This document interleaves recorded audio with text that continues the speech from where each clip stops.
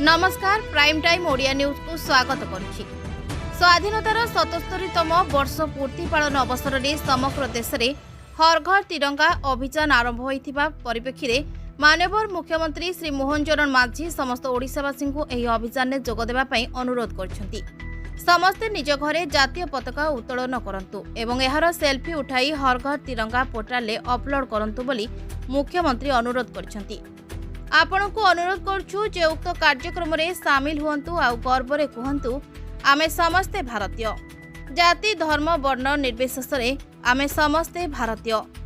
तेणु आमर एही हर घर तिरंगा कार्यक्रम में सामिल होई उक्त महोत्सव में योगदान करी एक सुंदर फोटो उठाई पठाई दियंतु सरकार को हर घर तिरंगा पोर्टाल को। खुशीर कथा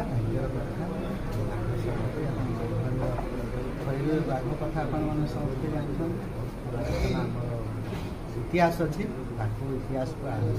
इंटरनेशनल नवा बागसपत हो एठी हो देशपुर हो सबुआड़े हो डियर पार्क जल्दी आम बाबा विभिन्न प्रकार आमर जो अच्छे इतिहास महाराजा पीरियड निश्चित भाव ओडिशा इतिहास मयूरभंज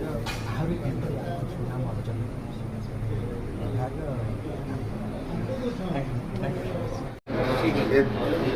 अगस्ट मास गोटे पवित्र मास ए भारत वर्ष को ब्रिटिश कबल रक्षा करा जाइतिला एवं से स्वाधीनता बहुत नेता माने भारतीय माने ए देश ए राष्ट्र बलिदान से बात मन पकड़ आगामी 11 तारीख 15 तारीख मध्य सारा भारत वर्ष में तिरंगा यात्रा अनुष्ठित होउछि एवं हर घर तिरंगा लगेबार कार्यक्रम रोचे। सहित 1947 मसीहा अगस्ट 14 तारीख जो भारत विभाजन है 10 लाख हिंदू को जो प्रकार भाव में हत्या करागला अत्याचार करागला से सब कथा को मन पकड़ ये विभिन्न कार्यक्रम आज प्रस्तुति बैठक अनुष्ठित होता आधार करके आज भारतीय जनता पार्टी कार्यालय गोटे गोटे विधानसभा अनुसार आम बैठक नौचे। आज पूरा विधानसभा बैठक थी एठिकार विधायक तथा ओडिशार गृह नगर उन्नयन एवं साधारण उद्योग मंत्री डॉक्टर कृष्णचंद्र महापात्र उपस्थित थी। ये कार्य मानचित्र बदल जिला डेवलपमेंट जिला निश्चित भाव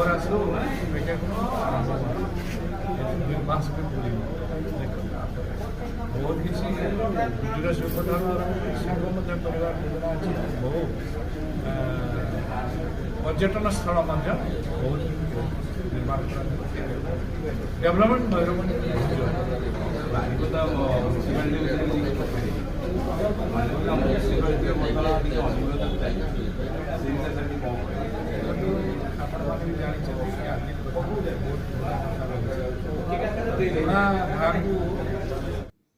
भुवनेश्वर संजय साहू सहित बारिपदारू Sushant Nayak report prime time Odia news.